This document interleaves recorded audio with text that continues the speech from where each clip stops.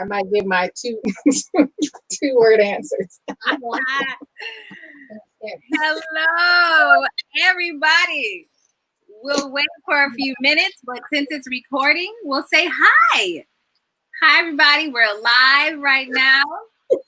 Hello, everyone out there in the TV land. Happy puppy people. That's for all those Lucy lovers out there. Hello out there in TV land. Can I see the comments too? Yes. Can you see the comments? No, nobody's commenting. So No. let me have, if somebody who is on YouTube or Facebook, can you just put something in the chat and just say, hi, I'm here. Just so we know that you can hear us okay and that the chat works. Can I do it? No. I have YouTube. Hey, get out of there.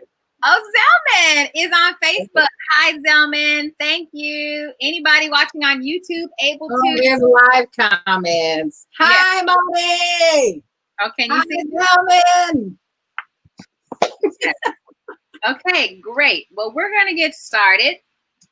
For those who are watching it either live or after everything, welcome to Mom-Versations. This is going to be fun. How do you feel, Lane? I won't tell you how I really feel. What? I'm nervous. That's what I am. Please, everybody, ask my sister, why is she nervous to talk to her roommate, to her twin sister? It's fine talking to you. It's just I'm seeing other people.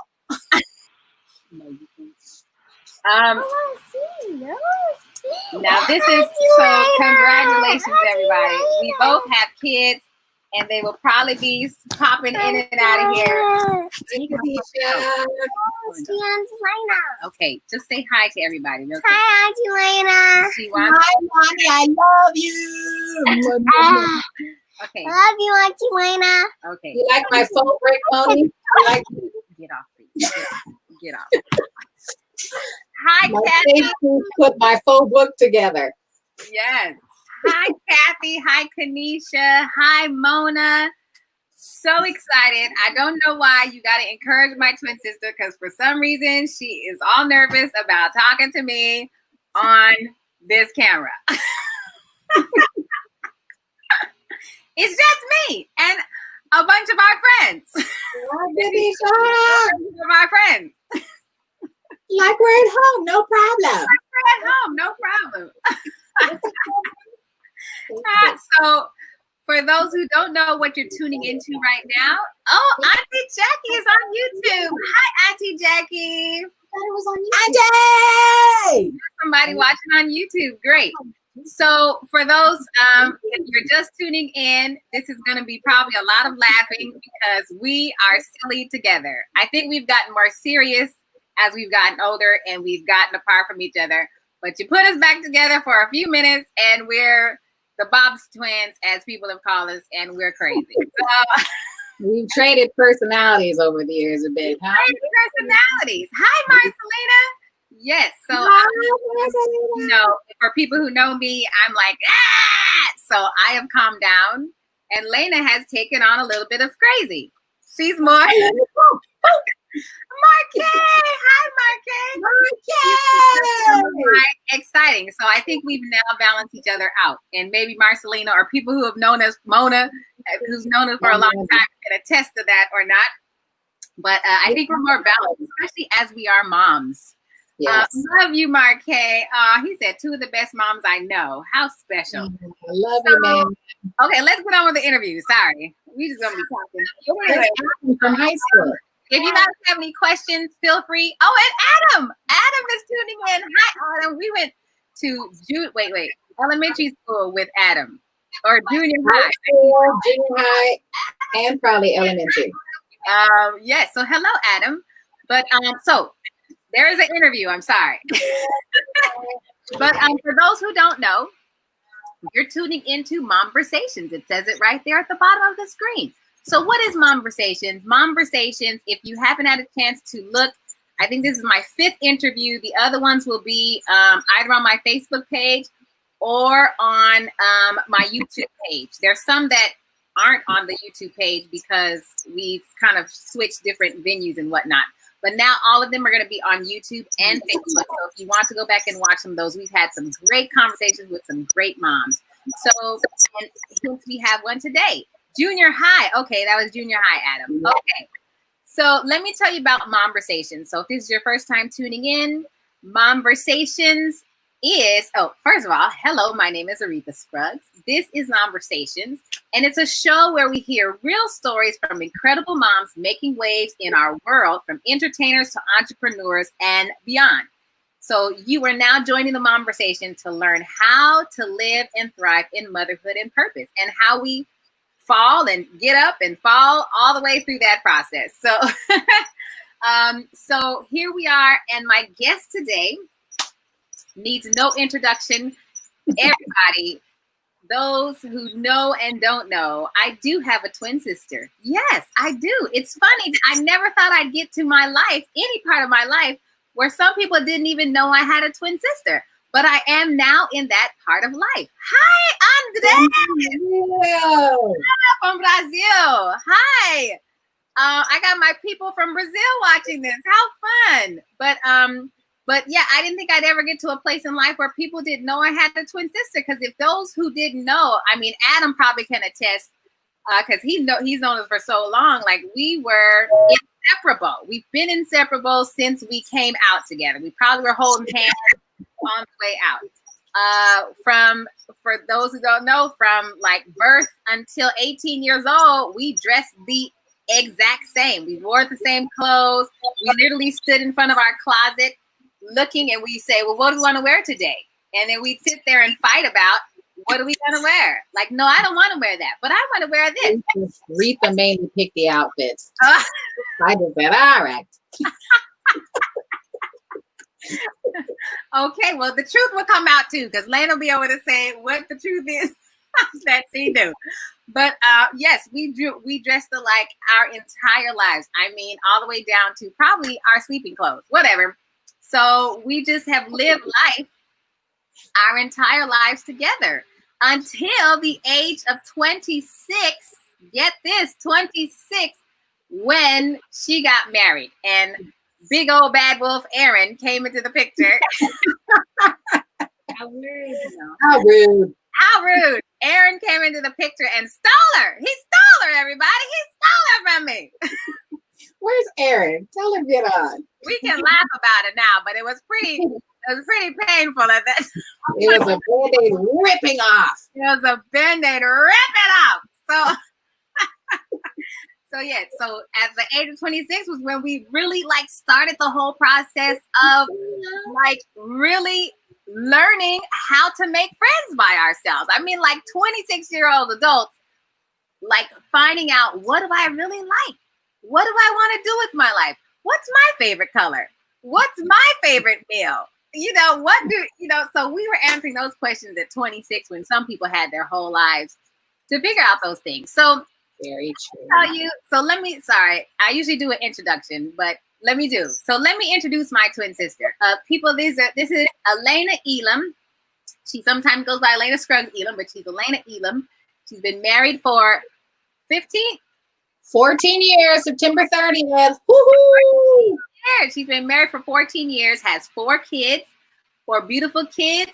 But we spent our 20s and 30s on the road together. We graduated from UCLA and got the awesome opportunity of going on the road with Natalie Cole for almost 3 years, with the lovely Marcelina, who's on the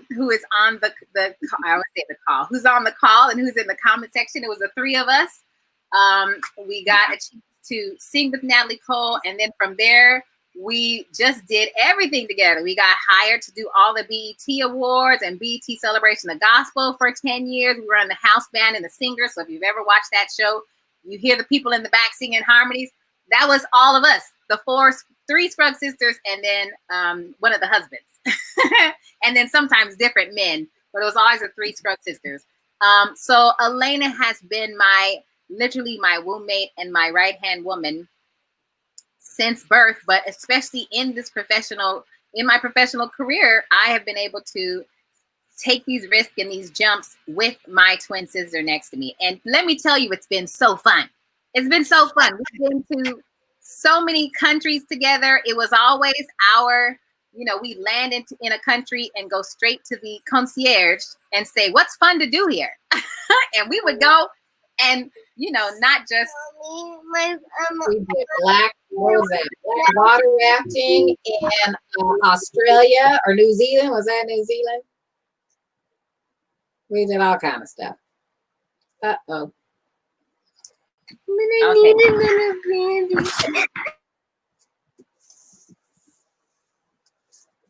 Yes, so I did all that with Reva.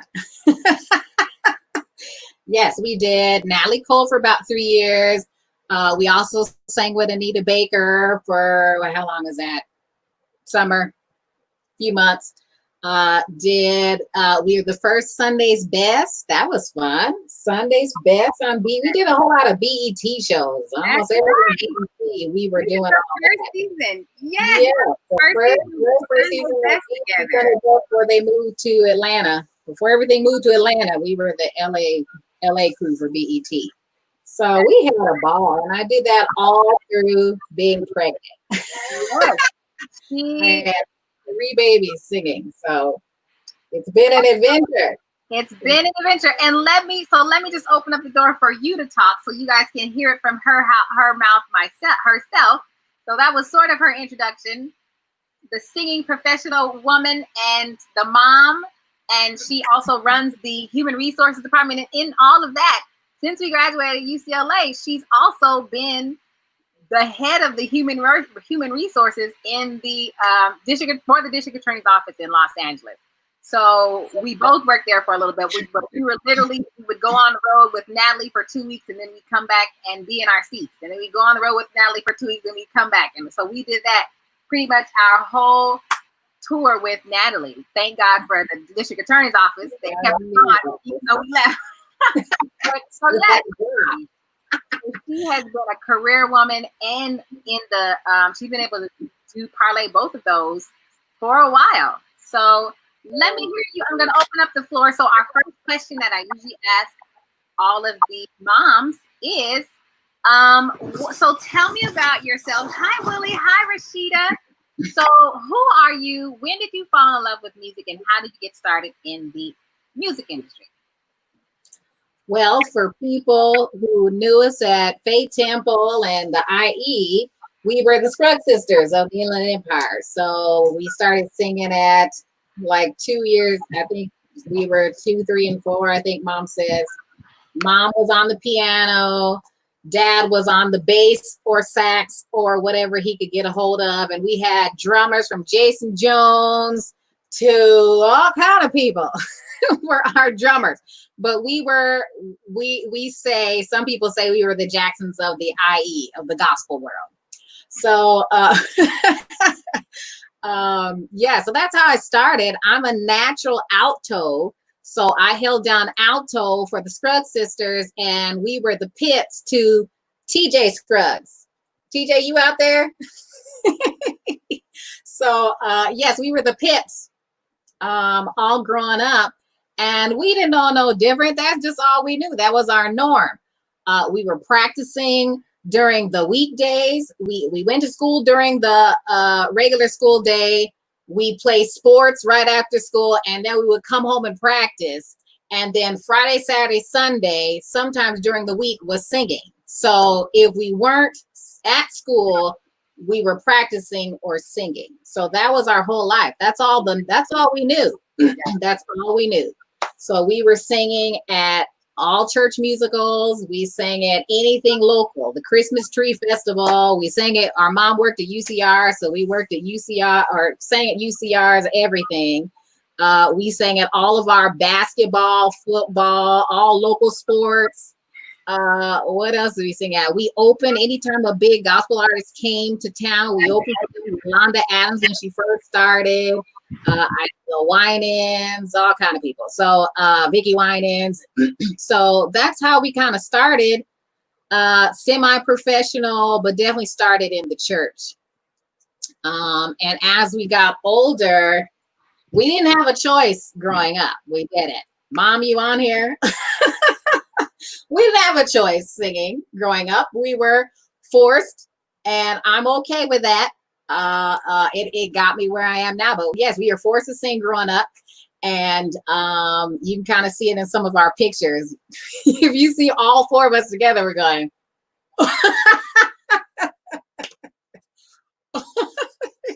Mom forced us to get up here. But as we got older, we kind of we were all heading to college.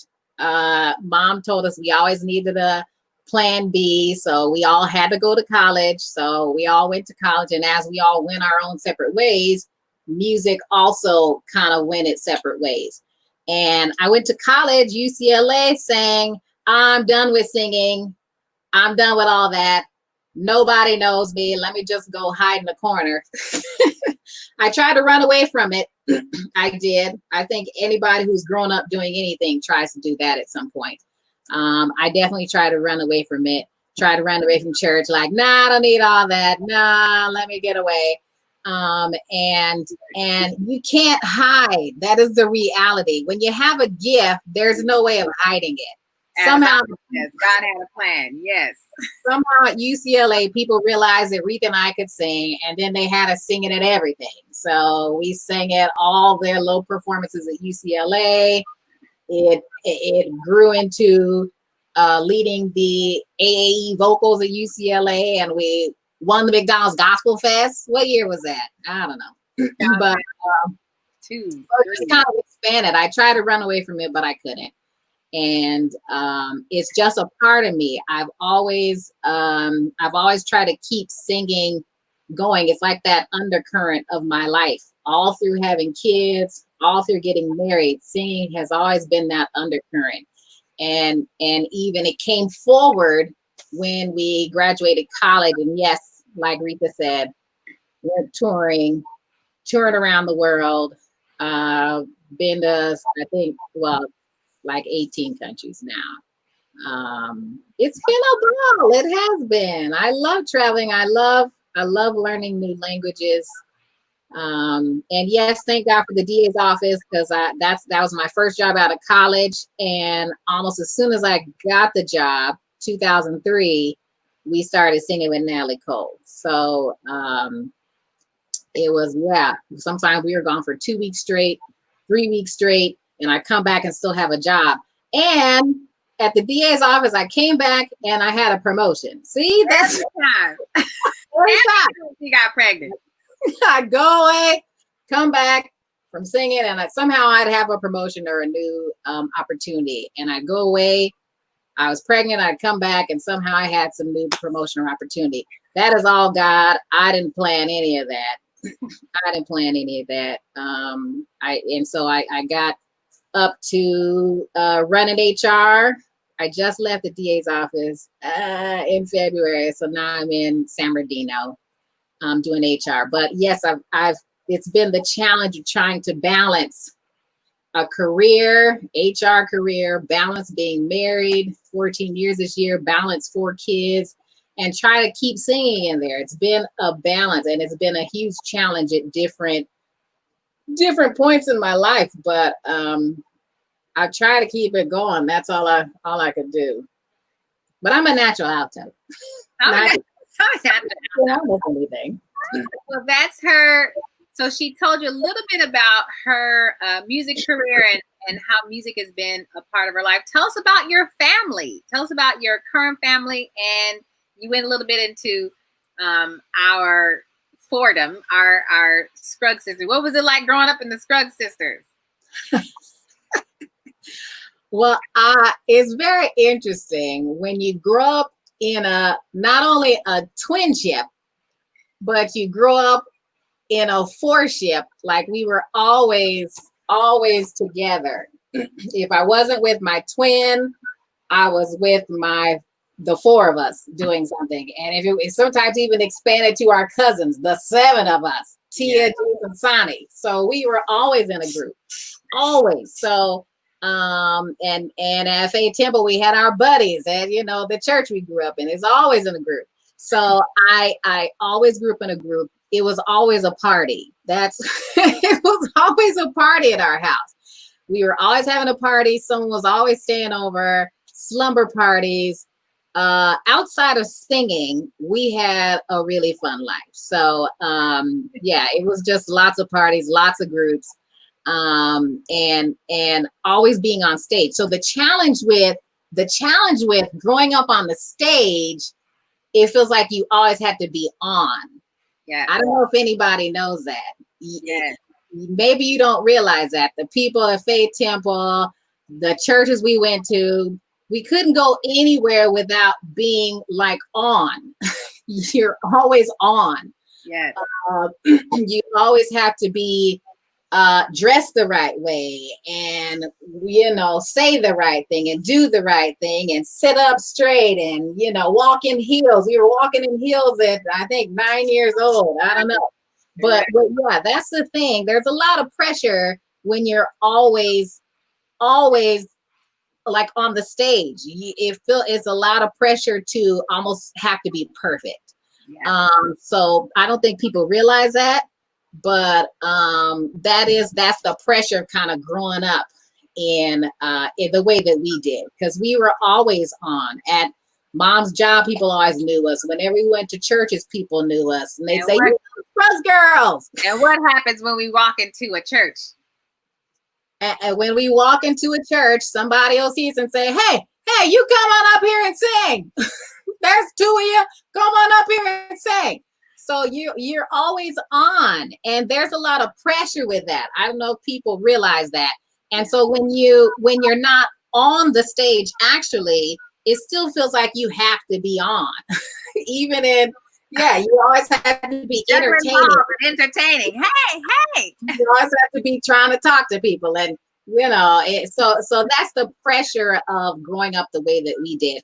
And it's really challenging when you go into a space when now you're by yourself, like me having to be married to one person. Retha's not involved. FYI, I try to bring Retha on our honeymoon. I don't know if you know that. No, I didn't know. That would have been a hard no.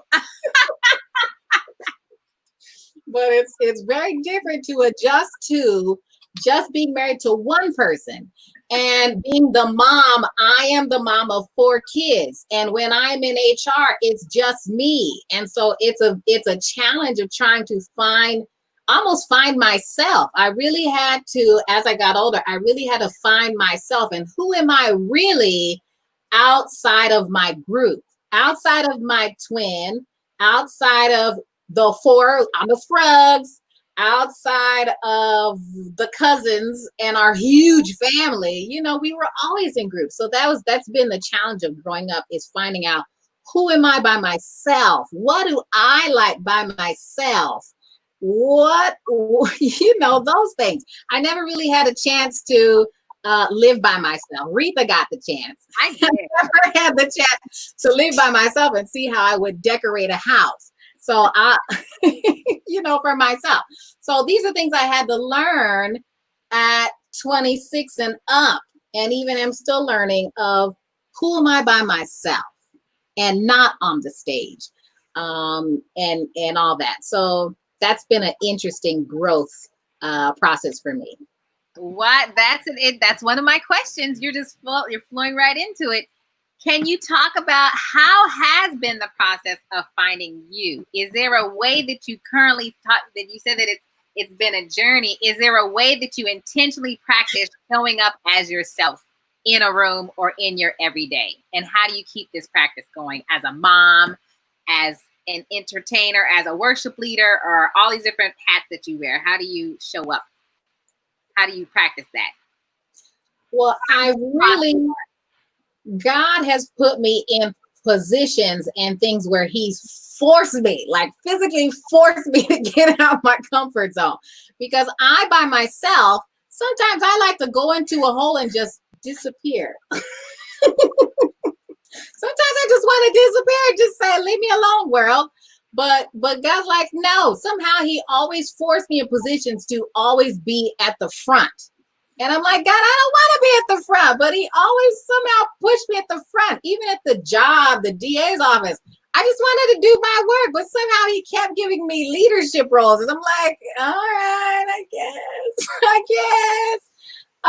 And so the job that I have forced me out of my comfort zone, and it made me make decisions by myself. It made me get used to making decisions by myself, and it forced me to stand for something. So my job, getting married at 26, forced me. I felt like I jumped off a cliff when I got married and just said, oh God, I hope something's there to catch me.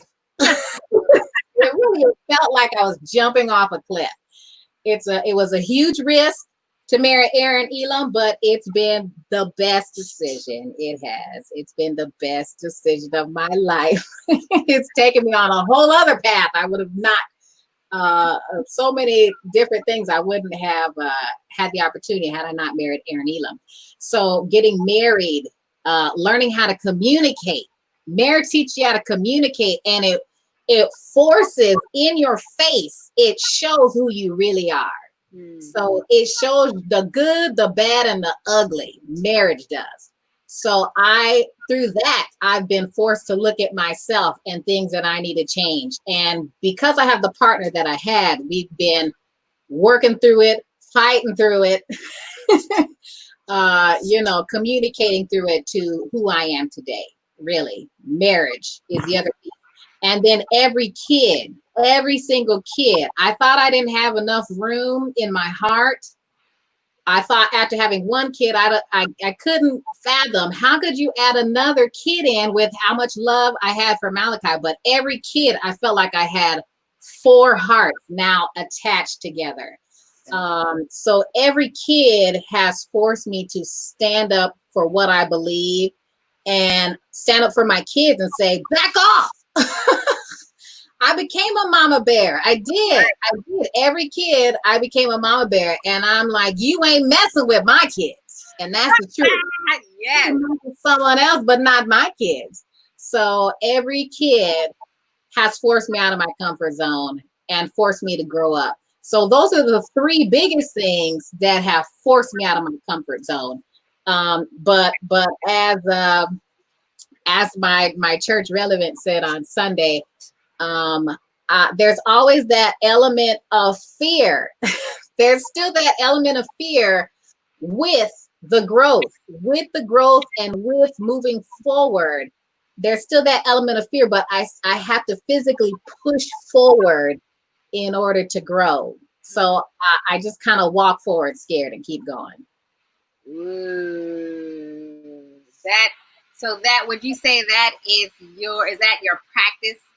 Something that you do regularly, that you show up in every room as yourself? What is that?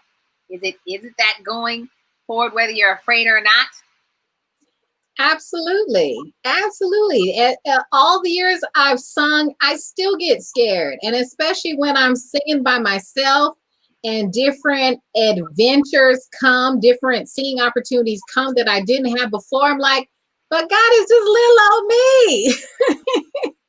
Why can't I sing with Rita? But it's just me. When it's just me, I still have that element of fear. But in my mind, I battle things in my own mind. I'm a thinker. I'm a thinker. So I battle things in my own mind.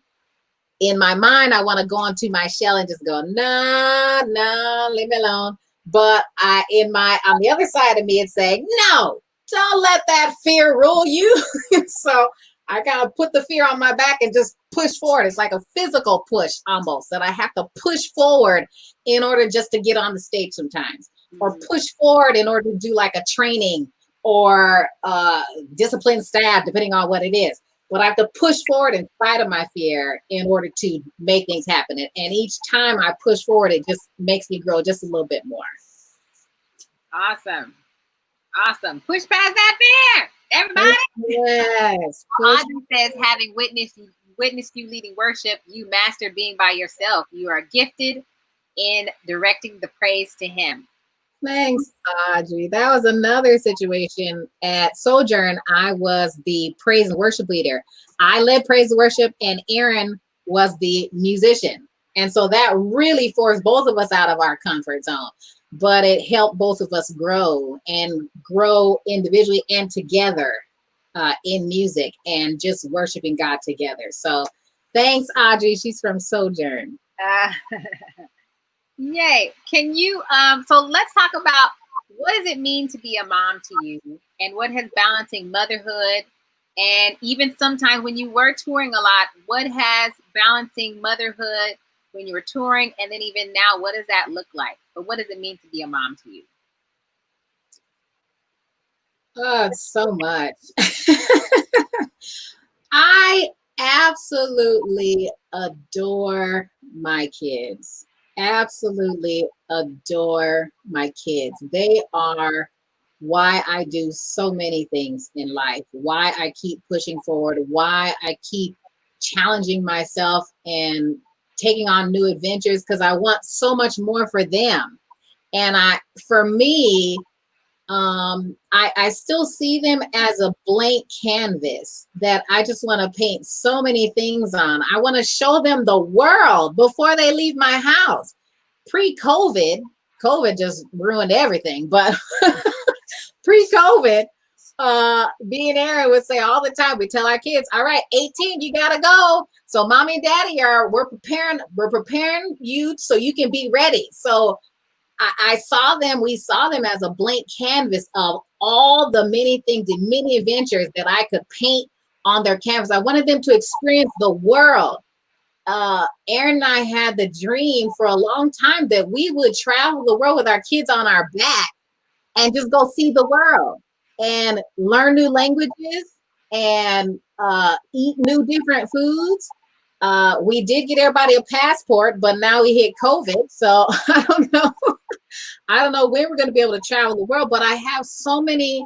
I want to show them the world before they leave our house, and I don't know at what point that is. But I'm trying to not only show them the world and give them every experience that I can give them, but I'm trying to make sure they have a relationship with God the best that I can, plant seeds. I want them to be confident in themselves, know that they are beautiful and an absolute treasure. I'm gonna cry. I love them so much. I do. Um, but I want them to be, I was an insecure kid growing up. So I want them to have more confidence than I did. And I want them to just take over the world. I want them to know they can do anything.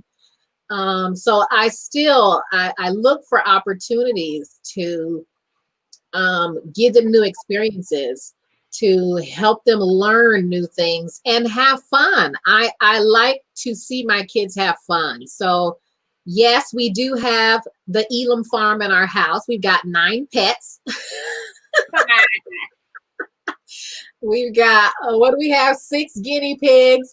What is he? A chameleon and 2 dogs. 7, 8, 9. Yes, 2 dogs. So I want them to have fun. So I like to have fun with them. We go to the jump park. We go and I like to relive my childhood through them. We carve pumpkins every holiday. We just celebrate with Dee Dee. That's our that's my buddy, but I like to have fun with them too, because I want them to know that I want them to leave home knowing that home is also a fun place to be. You don't have to leave home in order to have fun. So I like to have fun with them too, but I want to show them the world before they get out of here and know that they are so loved and so precious and so beautiful. So I hope they leave here with that.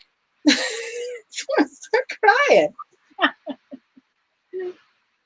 What we'll say a little bit longer on the family part. What has this time been for you? What have been some of the highs and lows of not only being in the pandemic, but specifically in raising 2 boys and even 2 girls in this racial unrest right now. What does that look like for you? What are some of the things you're learning? I will start with the positives because there's been positives and negatives, benefits and negatives with this time. The benefit, we've lived in Moreno Valley for 5 years, and I feel like it's the first time where I've really got a chance to see my house because I was traveling on a train to Los Angeles the entire time up through February. So really home was the place to come home, lay my head, 2-3 hours I'd have with the kids to do homework, do hair, get them in the shower, ask how their day was. Like it was crunch time, jam them in the bed, and then back up on the train. So the positive is this is the first time I really get to see my house and see I live in a beautiful house. I got to enjoy my house. I was teleworking for most of the time, like 10, 11 weeks I was teleworking. So I had a chance to see my house, but I also got to spend time with my kids and my hubby that I didn't get a chance to do before. It feels like we have family time again, without the hustle and bustle. Because I was in LA during the week, the weekends were jam packed with basketball games, any sport I could get them in, any zoo we could take them to. I jammed it with whatever experiences I could fit in there. So it gives us a chance. It gave us a chance to actually slow down and to be in each other's space and face. And I've really enjoyed being with the kids. They drove me crazy a bit trying to balance work and the kids has surely been a challenge, but I've so enjoyed. I would do it tomorrow, just to be home with them. It's been a joy. And to spend time with Aaron, I know a lot of people with this time, they've had to spend more time with their husband, and that's been a bad thing. That's been a bad thing, unfortunately. But I've actually enjoyed my time with Aaron because I get to see him more and we get to experience each other again. So those are the positives that came out of this. And seeing my parents who live like 5 minutes away, spending time with them. So those have been the positives. The negatives, I have had to have those very hard conversations with my kids, and we've been very real with our kids. We've watched the news, we've watched the protests. I've talked to them about Ahmaud Arbery. I talked to them about George Floyd. They know who they are. When I told my daughter about, I think it was Ahmaud, I told her what happened, and she said, "What would you do if that was me?" And those are the questions that we as Black parents or parents with Black kids have to answer for our kids. That is what privilege doesn't allow you to see is as parents with Black kids, we have to have these conversations other people don't have to have. I already have to have a conversation with my son who's almost 12, or he's 12, July 19th, almost a teenager. He's considered an adult in this world. So I have to already have a conversation with him of how to deal with people and be a Black man in this world. And that's a conversation I can't sugarcoat. Unfortunately, I tried. I wanted to keep them away from that as much as I could, but somehow in kindergarten, somehow with almost all, at least 3 of the 4 kids, kindergarten is where they realized they were Black. And there was some incident that happened in kindergarten where they realized they were Black. And it wasn't a positive situation. So I had to talk them through. You're beautiful. Your skin is beautiful. You come from a line of kings and queens. I had to tell them what they come from because the school system is not going to tell them. No. So I try to shelter them from that stuff, but you can't as a parent of Black kids. So we started that talk at like 4 or 5 years old. And now that Malachi is 12, he's very well aware of what's going on in the world. And that is reality. That is reality. I want them to know who they are. I want them to know whose they are, but also to be able to walk into this world knowing what they might face and how to still be able to kind of get past that. So Mm, my reality. that's the reality. That's the reality. Can you talk about what, even with your kids and even just your own life, what has been, how does faith inform your journey of motherhood? And we didn't actually, let me go back to the real question. I missed one of the main questions. What do you, Alayna Elam, think is your why or your purpose in life? And how does your purpose line up with the balance and sometimes the battle you have to have with being a mother, with being a wife, with all the hats that you've had to wear or still wear? What do you think is your purpose? Or you have a mantra that you live by? What does that look like? My purpose is to live out what God has for me on this planet until I see him. I think that's the general purpose, but there's so many other little purposes that I feel like I'm here to do. And it feels like in different experiences, I feel that little tinge in my heart that says, this is it. That's the part. You're living out your purpose right here. And I feel it in different instances. I feel it most when I am singing praise and worship. That's the most when I feel it. I believe I was placed here to praise and worship God on some level. So I feel it. When I sing, I feel like I'm singing and having a personal conversation with God as I sing. So that is one part of it. Another part of it, I felt it in my job. I know it sounds weird, but I felt it in my job at the DA's office. I was placed over, I was the HR chief of the DA's office, had over 50 people, and I was just kind of handed people like, here you go, do something with them. And I feel like I had the opportunity to show my creativity within my discipline. I was able to, and I felt like it when I feel like it when I teach. I feel like I'm naturally a teacher. When I teach or train people, I feel like I get that tinge in my heart of, this is your purpose.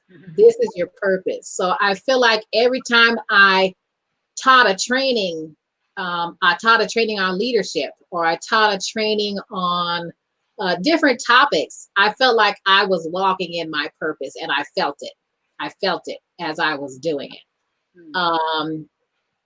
And even with my kids, I get that little moment where I just look around, and it's just something about that moment. Everything just kind of stands still, and it feels like God is showing me, see, this is it. And it just feels like beauty. It just feels like beauty around me. Like, this is what I was meant to do. And same with being married. There's such beauty in marriage. There really is. There really is beauty in marriage. I know the divorce rate is high, but when you find someone who you feel like you can communicate with, they see you at your best, your worst, and you can still come together as a unit and accomplish things, parenting, accomplish goals and dreams and all that. It just feels like I'm living my purpose. So, and it's too, see, there's so many pockets. When I was traveling the world, I was in Africa and the Philippines. In Africa, Aaron and I taught music at an orphanage in Africa. When those kids, we taught them a song. I forgot what song it was, but we taught them a song. And they sang that harmony back to me. Something in my heart just jumped. Something in my heart jumped. It was a combo of teaching, my love for teaching and my love for learning and language combo together. Something in my heart just jumped. So traveling, that combo together, And even in the Philippines, we were working in a what do you call that? It was a motherhood kind of, I don't know what to call it, but a mother station, okay, mothers went there who were pregnant, and we didn't speak the same language, but somehow I got across to them. We were like speaking through motherhood talk somehow. Wow. That I was able to, in my I was pre-med at UCLA, and we were like giving exams to the mothers, because they were the free clinic. Yes, okay. It was a clinic for mothers. I got a helper down there. It was a clinic for mothers, and they were teaching us how to examine the women. And I was able to talk with them about my own experiences as a mom, and give them advice. And although we didn't necessarily speak the same language, it felt like we were heart to heart. Wow. In that moment. It was so beautiful, just speaking for the moms. So there's so many pockets of living out my purpose, but all toward God building me up to be who I need to be for Him one day when I get there. Hey. Y'all, you don't know. This is my sister. I've always looked up to my sister. She's very wise. Even before I became a mom, or when I was in my relationship, she always has wisdom to share, and she always has this sense of calm and this sense of knowing. And I think it comes from what she's talking about, this sense of God leading her in all aspects of her life, marriage, family, all of the above, traveling, culture, all of the above. For those who don't know, there were times when all of this kind of collided. There were times when she got pregnant. Well, she got married when we were out with Natalie, and then she had Malachi. Were we still out with Natalie, or we were already done? We were done with Natalie, but then we moved into the BET stuff. So I was sitting pregnant with him.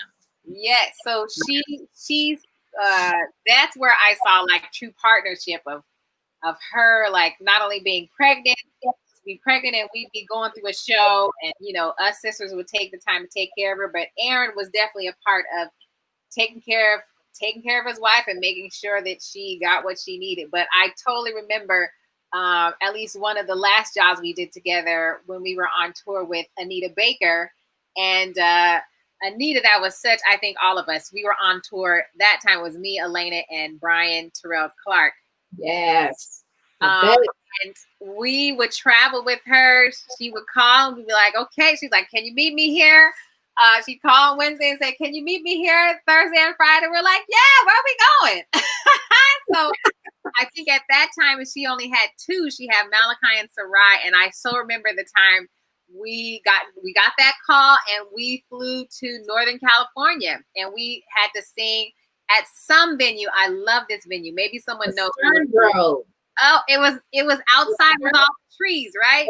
Fern Grove, I think is what it's called. Such an amazing venue. But Aaron came, and he came to the show, and we had all the kids backstage. So it was like stage dad, stage dad with all the kids, and they were all backstage with us. So it was like so amazing to see their partnership working together so that she could still live her dreams. And they just were a family that kind of it looked seamless. I knew, you never know. Now that I'm a mom, you never know how hard it is behind the scenes as you're trying to juggle all these balls. But it looks so seamless the way they were able to work together, and to really just allow her to. We were with her. Well, I think it was just that year, and then she went kind of into hiding, as I say, for a few years. But through that whole year of 2012, we were off. We were just off, and it was so much fun being with my sister again, and. So it was just fun to watch and really to see kind of in real life what that partnership looks like and how she lives out all these different things. Go ahead. That's what Aaron Elam I am still singing today because of Aaron Elam. Aaron, it's me who's saying, but I have kids now. I can't leave. I can't go. And he's like, get out of here and go. I'm like, but I'm going to be gone all weekend. He says, I got the kids, just go. That is a true partnership, folks. It really is. I am singing today because of Aaron Elam. He keeps pushing me to live my dreams, and he keeps pushing me to dream. Even now, he's saying, what are your dreams so we can accomplish them? I'm still doing what I am today because of Aaron Elam. You're going to... I am. When I was singing on the BET shows, it was a full week of like 12 hours a day. Yeah. And I took off a whole week of work to do it. But he was there. He would bring the kids there to come and see mommy. If he wasn't there, he would be home taking care of the kids. So and I'd come home late at night, 10 o'clock, 11 o'clock. He'd be taking care of the kids. I am singing because of Aaron Elam. And he tells me, just go. I'll figure it out. I'm like, but I can't leave my babies. He's like, just go. We went to France. What was that? 2 years ago? Last year. Wait a minute. Last year. Went to France last year. I said, but I can't, I can't leave my baby. He's like, just get on the plane. So yeah, we had a great time. We had a great time. I'm still singing and living my dreams because of the partner I have. Oh, that's beautiful. That's beautiful. That's beautiful. We're coming to the last parts of our, thank you guys. I see some people who are commenting, what an awesome partnership. And there's a first time viewer, Iria Marie. I don't know how you say your name. Thank you. We love you too. Thanks for tuning in.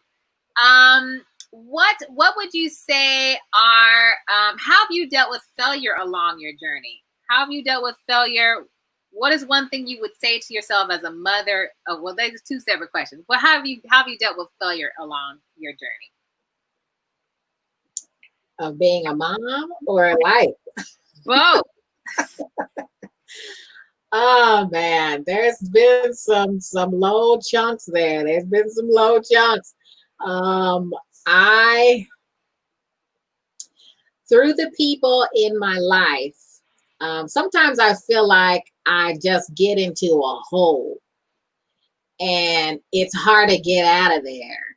I don't know if some people can relate, and especially because I'm such a mental person, like I battle my own demons almost in my head. I have my own challenges going on in my head. I've got this wrestling going on even in my head. And because of that, it makes me get into a rut and a hole that it's hard to get out of.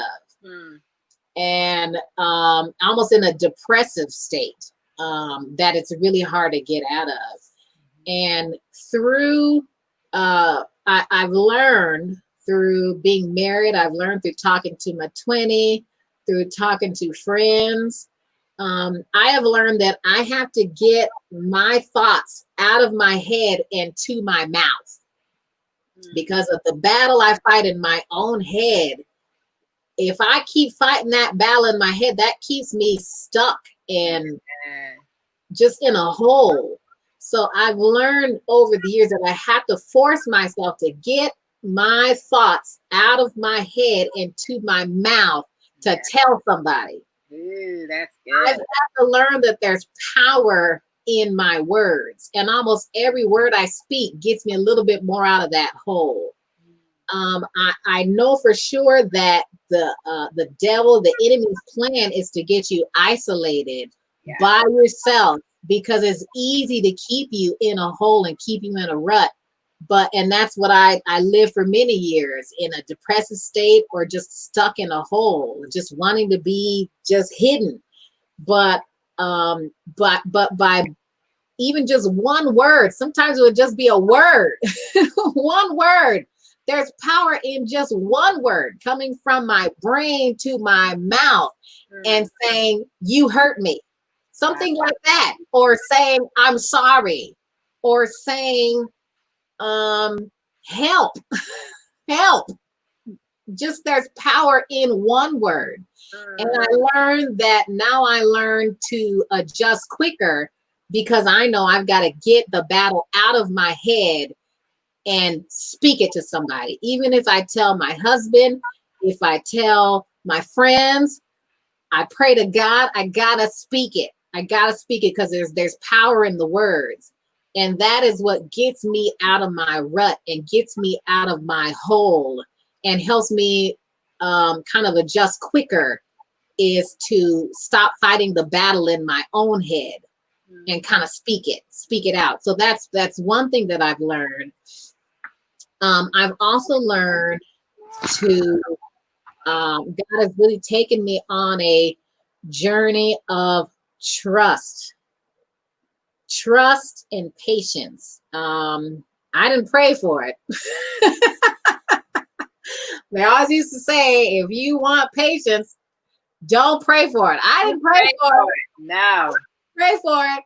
But God has taken me through so many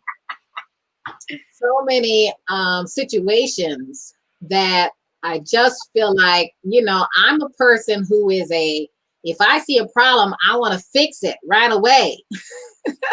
I see a problem, you ain't fixing it, I'm going to fix it then. All right. So move out the way. I don't need you. I'm going to fix it. Right. Unfortunately, that's what I did to Aaron Elam. Sorry. That's my fault. But if I'm a person who, if I don't see someone else doing it, all right, get out the way. I'm going to do it myself. So it comes to the point to where God's put me in situations to where I can't fix it myself. I've tried every single thing to fix it myself. Yeah. I try to bring in family and friends and my husband, can you fix it? And they can't fix it. And then after I'm like, all right, God, fine. I give up, fine. I have a problem with control. I do. I like to control things, and I like them to go in a nice, neat order and the way I want it to go. But he keeps putting me in situations to where he's like, not only can you not fix it, but your friends can't fix it. Your husband can't fix it. Nothing you do is going to fix it. So I just came to the point of, fine. Fine. I give up. What do you want me to do? So that is where I'm at right now. He's put me in so many positions of just trusting him. Be patient. I'm working on it. Trust me. So I am learning trust the hard way, and I'm learning to release control the hard way and to live life more free because I'm releasing control, because I'm a person who likes to control. So I'm learning that in my old age. I got to release control. This is not my life. So I'm now in the posture of, all right, God, what do you want me to do? Here you go. That's good. That's good stuff. We talked about some great stuff here. You sort of started talking about your faith journey, and it's pretty much been through the whole interview. But if you can just make solid, how does your faith inform your journey of motherhood and purpose?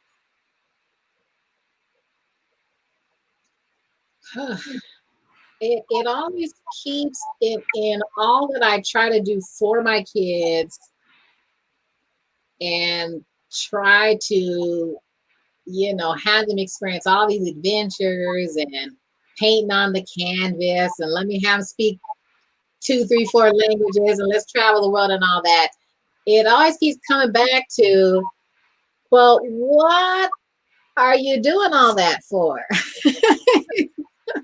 It kind of comes back to, well, do they know God? Do they know the most important piece? It keeps coming back to that of,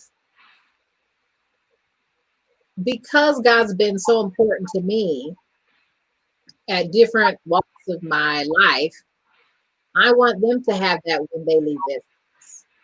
So I still find little ways to, even at their age, they're all different ages.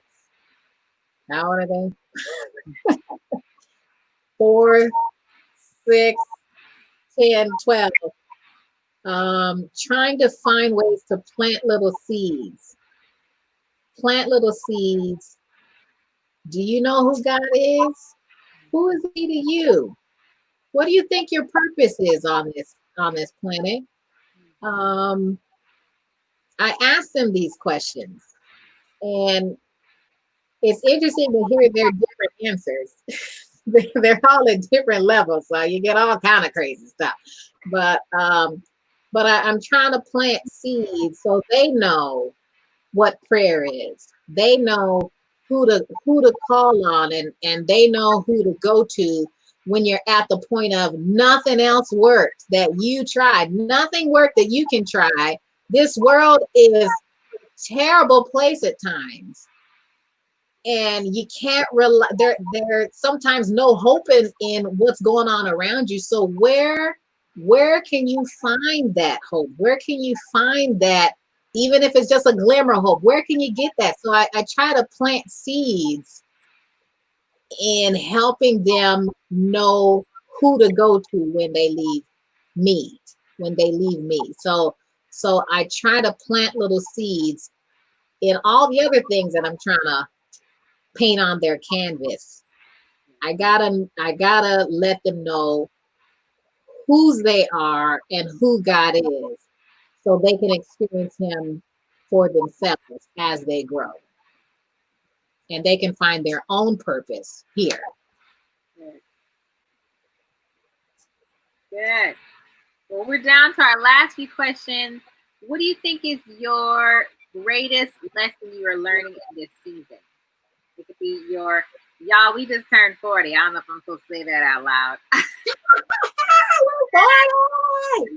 We just hit a new milestone in life. I know we don't look it. It's okay. What it could be this season of our 40s, stepping into our 40s. It could be the season of this pandemic or this racial unrest. What is the greatest lesson you're learning in this season? I'm learning to get back to the simple things. Yeah, I'm learning how to get back to the simple things.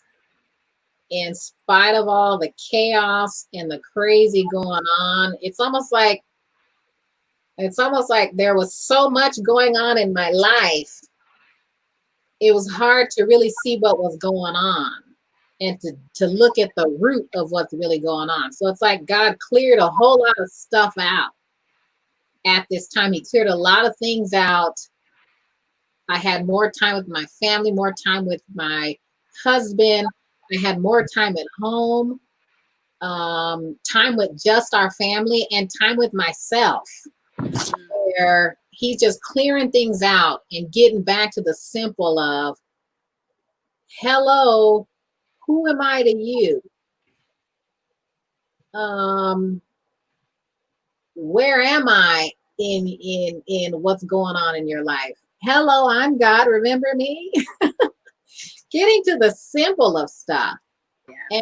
And it's almost like I see the similar things going on in the world of, in all the chaos, maybe people are kind of getting to the root of what's really going on, what's really led to the privilege, what's really led to the racism, what's led to, there's a root of where all this came from. This nation started in evil and things that happen, that it's built on. Yeah. And it's almost like God is just getting us to the root on so many levels of things that he's supposed to deal with us on. So I feel that's what's happening in my life, and I feel like it's almost happening in the world. We're getting to the root. Some people are realizing, oh, you do deal with, oh, is that what racism is? Yes. Oh, is that how you have to live life as a Black man, a Black woman? Yes. Oh, is that how you have to raise your Black kids? Yes. People are kind of seeing kind of getting to the root of things. So it just feels like that's where I'm at, getting to the root of things and just releasing control to say, maybe here's the root. And okay, now that we're back to square one and to what the root of everything is, what do you want me to do with it? Yeah, that's good. Man, it's the root. What is it? From the rooter to the tutor. I don't even know what that's attached to. I don't know what that's attached to. But anyways, but if you go from the root, you gotta drag that thing up. Rip it out from the root. That's what I'm about. Even within myself. What's the root? What's the root? Therapy or whatever. What's the root? Help me find the root so I can yank it out. Right. Yes. Great lesson. Okay, we're at the last two questions that I usually ask, and it's just like a quick, like one phrase kind of answer with my last two questions. One, if you met your child or your children or one of your children later in life, say they're turning 40, what would you want them to know about you and your journey as a mother? I love them from the moment they put them in my arms. I still remember that moment where we locked eyes. I locked eyes with all of my kids. I love them from that moment, and I will love them until I'm no longer here. I've tried everything I could to be the best mommy,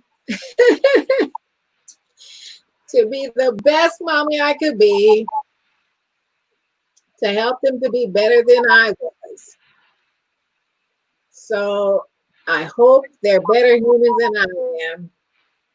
I hope they realize their value and their worth here and who God is to them. And all of that. I love them. Still do, always will. That's awesome. All right. And our final question, unless people have questions, you can put them in the chat. But this is my final question. My final question, I always ask the moms because I love the documentary. I think we saw it together. I read the book Becoming by Michelle Obama, and we saw the documentary Becoming. And I love the question of how they ended the documentary. They left asking everybody, who are you becoming? So I leave that last question with you, my sister, twin friend. Who are you becoming? I am becoming all of who God made me to be. I'm coming out. I'm 40, dang it. I got a lot to live on this planet. I still got a lot to do. And I'm dang excited to do it. I was more excited before COVID. Now it's a little weird, but but I still think the parties are going to be awesome. And I'm excited. I'm excited for what's around that corner. I'm becoming all of who God made me to be. And I'm stepping into it. I'm walking into it. And I'm excited. Yeah! Woo-hoo! Where's that? Uriam says, wear that crown, queen. Yes. We made Mona cry. Mona says she's crying. You guys are amazing. I'm crying. Let me see. There was a question. John Burton. Hey, John. He says, come on up in here. Come on.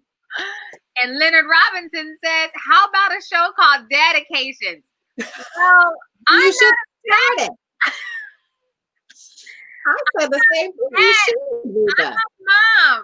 So I just sort of went with the Mom-Versations. If you would like to be on my show, maybe I can feature Yes, bring them on.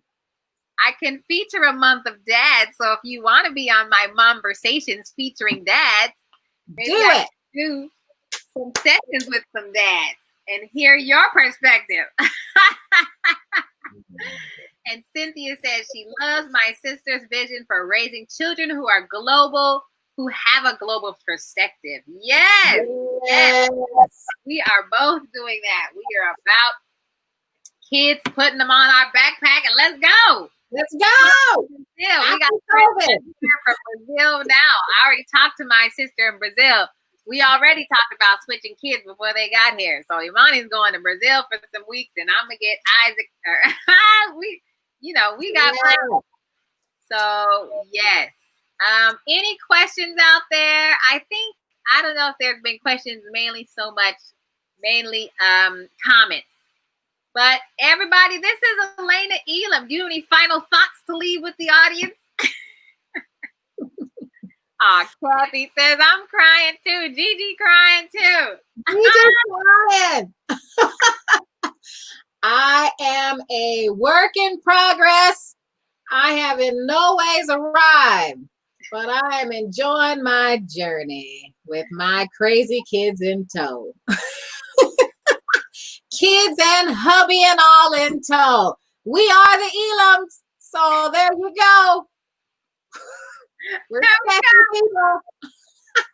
Come over sometime after COVID. Oh, Marcelina. She says hugs and belated birthday lunch. Yes. Once quarantine. Yes. We still gonna have our 40. What were we doing? We were doing the 40 cruise. We were doing a cruise. We had it all planned. That mug took our little plans and said, nope, not this year. Oh, we do have a question. Kimberly is my student from APU, a fellow single mom. Yes, I forgot. Kim, how old is your daughter? She's not 4. How old is your daughter? Kim has a daughter. Is she 2 or 3? I don't think she's Imani's age, but she's younger than Imani. But yes, Alayna, she is the mom of all moms. She is a great mom. What is your advice for a newly single mom? Jackie. Auntie Jackie says, love you, Niecy. Sorry. I would say build your community. Build your community before you get there. It truly takes a village to raise your kids. I have my village. I have a very nice little knit group who I know if I call them, they will be there for any one of my 4 kids. And I've got my sisters who treat my kids like they're their kids. You have to have a village. Build your village before they get here, if you can. So you have people that you know you can count on no matter what. Even in this foolish COVID times, that little group right there, they come on those Zoom parties, no matter how boring they are. Yes. No matter if you have 4 Zoom parties in a row. Come on, one more. So you build your village now and keep, if nothing else, you have to keep telling yourself, you are enough. You are doing the absolute best you can. Keep pushing forward. I know as moms, we are so hard on ourselves. I'm still hard on myself, and I've got the mom guilt at different times. So you just keep forward and doing the best that you can, especially being a single mom. You do the best that you can. And don't be so hard on yourself. Don't be so hard on yourself. Just do the best that you can and lean on that village to help you out. Help you out when you need it. And keep holding on to God because He's got you. Nobody else got you. He got you. Great question. Yes, Kimberly knows I am a single mom too. So we have had our conversations about the foolishness.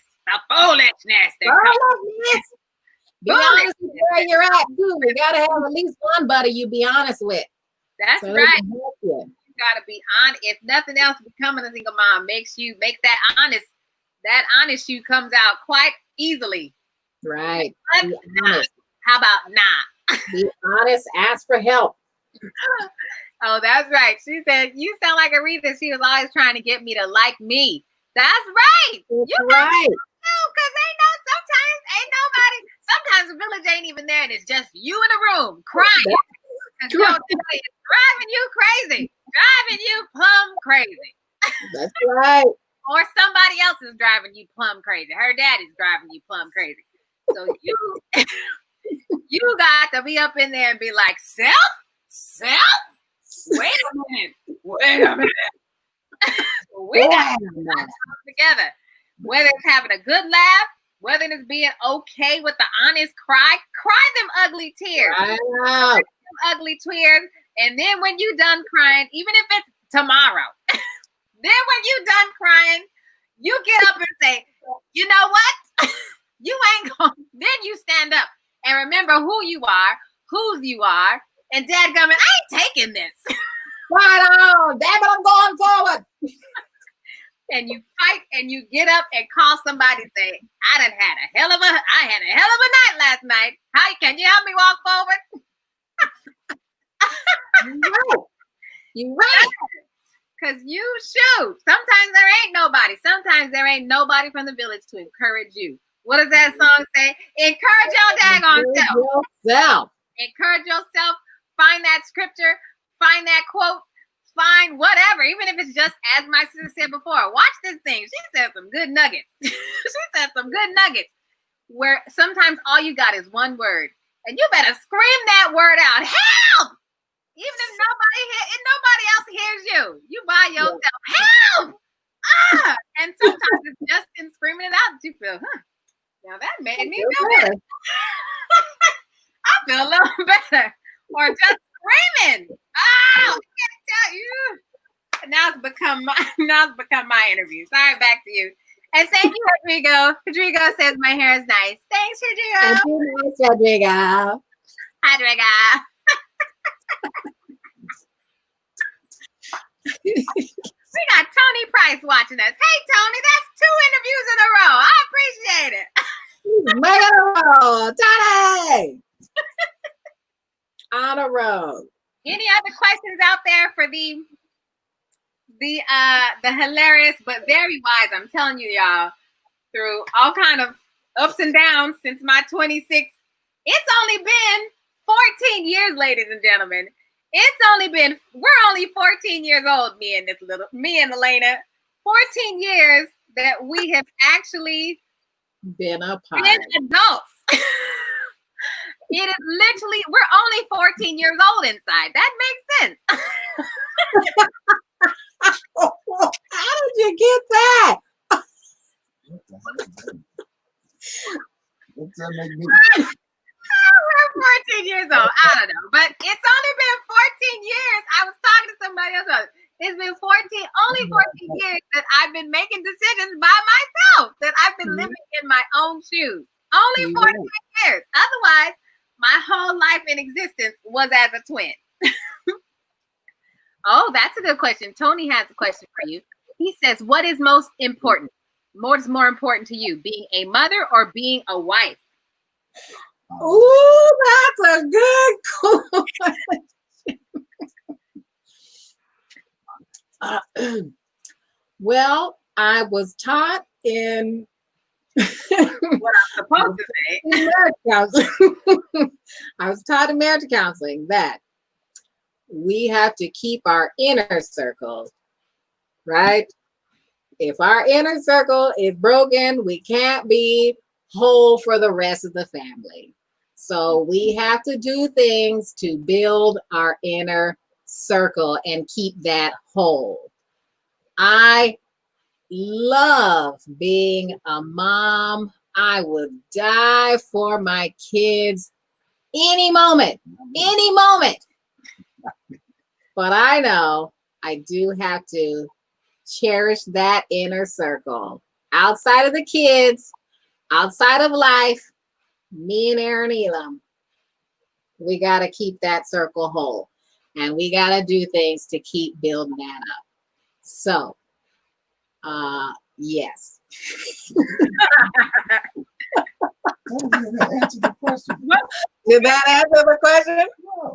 What is more? I don't think I can answer that. What is more important? They're both so important to me. I love being a mom. I do. That's your husband laughing in the background. And Aaron laughing. Oh, Aaron is my heart. Everybody knows it.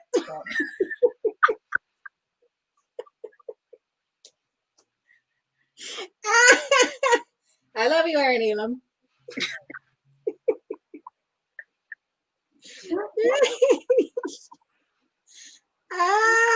That's funny. Going on to the next question. There's your answer, Tony. I think she answered it. Maybe not. That was a setup, Tony. That was a setup.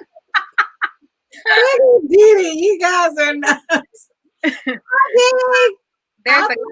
There's for those that don't know, that's the baby of the family, though she's only 14 months younger than us. Didi Burnett is our baby sister. She's on. But there was another question that and I'm sorry if I keep saying your name wrong. Eram Marie says, how do you balance the friendship and distance? Oh, how do we balance our friendship and distance? Because we live apart now. Yes, we do. We are permanently apart, at least for now. Well, we balance our friendship. We keep in contact. We found this neat little app called Marco Polo. Hello. And house party that allows us to be face to face like this, and it feels like there's no distance between us. We laugh and cackle. We tell Monty, "Get out the way, Monty." But yes, things like this help us stay like we're in front of each other's face. But it is when we get back together physically. Now that's a whole other adventure of fun. Like when we were in France by ourselves. That was a good time. Yeah. Oh, that was a good time. Yeah. So when we're in person, it's like we never lost touch. Yeah. But when we're apart, we keep in contact through video chat and text. So we talk almost daily.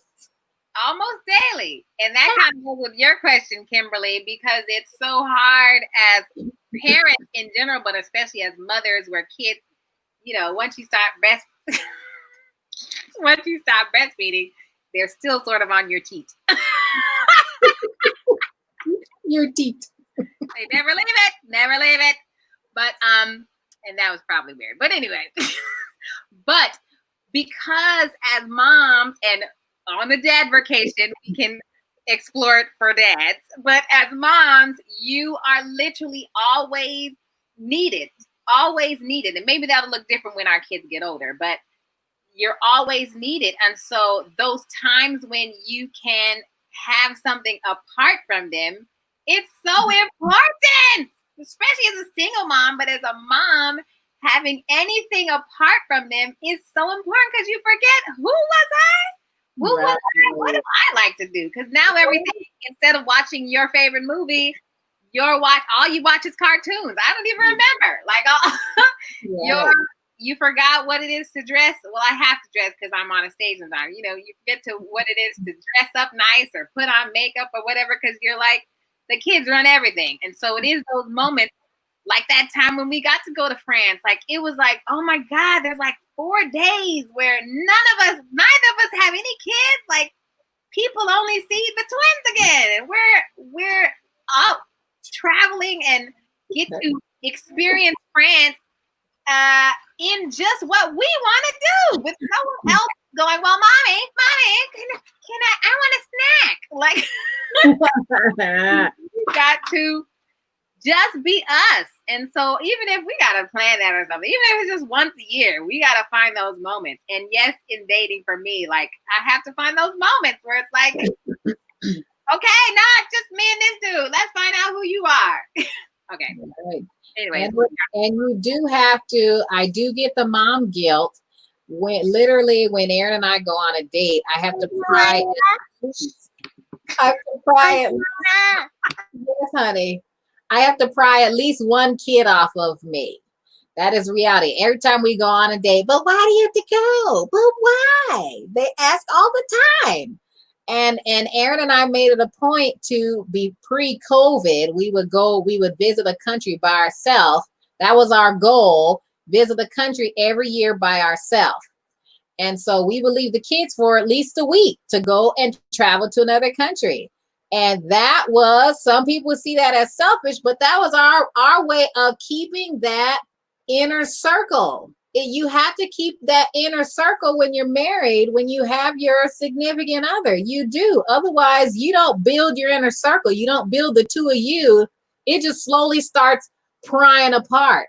So that was our at least once a year, our big trip was going to another country. So yes, we did have to be selfish, but we had to be selfish to go, to say this is not only for mommy and daddy, but this is for our family to stay together. So we got to go. We're in Curacao. Goodbye. we got to go. We got to go. Mommy and daddy are gone. We love you, but we got to go. And yeah, we thank God for technology, because they've got Facebook chat and all that, and they would call us. So what are you doing now? So what are you doing now? I was like, you got to get off my phone. So we did keep in touch somewhat, but you got to be selfish sometimes, especially when you are doing what's best for the family. Yes. Yeah. That's right. April, it's okay to be selfish sometimes. You got to. You're not so crazy. Yes, you will go crazy. You have to be selfish with yourself sometimes. I got to take care of me because I really can't take care of everybody else. I'm burnt out. Yes. And maybe we'll end on this question. I didn't get to ask you, what does self-care look like for you? Well, it depends on how much time I have. If I only have an hour, I'm gonna watch my favorite show and maybe get me an ice cream cone while I'm doing it. I'll be sitting there eating my watching This Is Us or Grey's Anatomy. That makes me feel good. And sometimes when everybody's asleep, I will pry my eyes open just to watch my show because I'm by myself. I'm like, I'm tired, but oh well. I'm by myself. And then I fall asleep like 2 minutes later. But it was the point. It was the point of it that I did something for me. Sometimes if I've got like going on traveling to another country with Aaron is self-care. I get to go and live out my dreams, go see the world, go experience new foods, new people. And that is just amazing to me. I love traveling. So I love to, whatever little bit of time I have, I squeeze in things that are fun to me. And I could make myself happy in a whole lot of ways. So it doesn't matter how much time I have. So that's self-care. I do love massages. If I got enough time, I'm going to go get me a massage so my body feels well. I love massages and I love movies. So I have kind of gotten into I have gone to a few movies by myself. Look at that. I've grown. It's not as fun because then you're laughing. Ha, ha, ha, ha, and nobody's there. So that's not as fun. But those are some of my self-cares. And I have, especially tailoring, I've got back into the habit of starting off my day with my devotion time. I listen to Albert Tate. Hello, Albert, if you're out there. Albert Tate Fellowship, 8 o'clock in the morning, or have my own little devotion time starting my day out right. So that's that spiritual, physical, mental, emotional kind of things. I try to take care of the whole of me if I can. If I got enough time. It's hard though. It's hard trying to balance it all. It's hard. Sometimes you don't get nothing. You don't have no me time at all. Sometimes I just set an alarm for 10 minutes and sit in silence.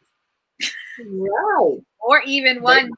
I was taught how to do that. Literally sit in my car, nothing on, no music, no nothing, and just quiet. Quiet. Right. Just silence. Silence is That can huge. fill me back up. That's right. Depending upon the amount of time you have, that's what I can do with self-care. Right. Yeah.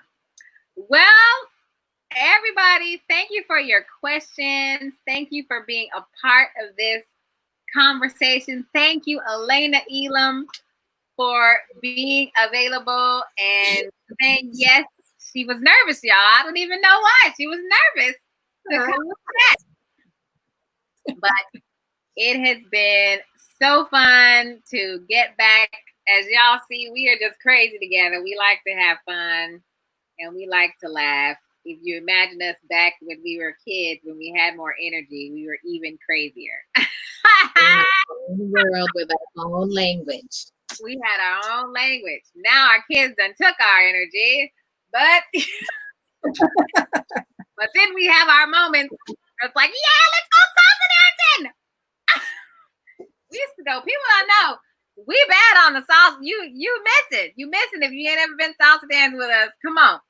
We bought it. We bought it. We've been salsa dancing how long ago? 2000. 12 years? Wait. That was a long time ago. 22 years. Whatever. It's been a while. We started dancing at UCLA. But yeah, that's one of our favorite pastimes. We at least try to find a way to do it somehow on our birthday and just go and tear up the dance floor. Oh, what did Rodrigo say? Next one in my language. My language. Oh, next. Oh, Mom-Versation in Portuguese. Oh, Mom-Versations in Portuguese. Oh, I gotta work on my Portuguese. Rodrigo. I will. Yes, if you were on this, Rodrigo, we up here hollering. I'll have to work on my Portuguese, Rodrigo. Then I'll have a Dad-Versations in Portuguese. Olá, como amigos? Oh, saudade de vocês. Olá, whatever. I need to work on my Portuguese. Anyway, thanks you guys for being a part. Don says, I want to go. Where you want to go? Oh, salsa dancing. Yes, that's one of our favorites. But that's it.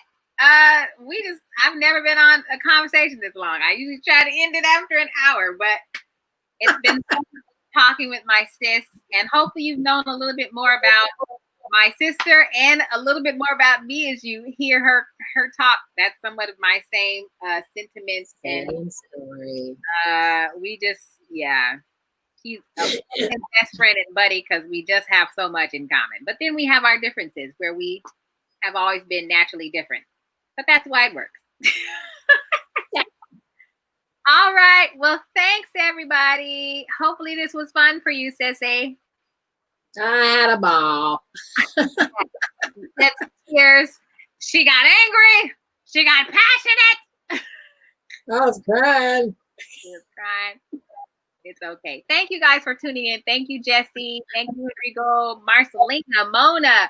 I mean, we had all kind of people on here. Kim, Tony, April, Waylon, Dee Dee, Key, Lee, Leonard Robinson, and all the other people who tune in or will tune in later. Thank you for tuning in. We'll see you next week with another mom or maybe a dad versation. All right. Love you guys. Bye, Lynn. Love you.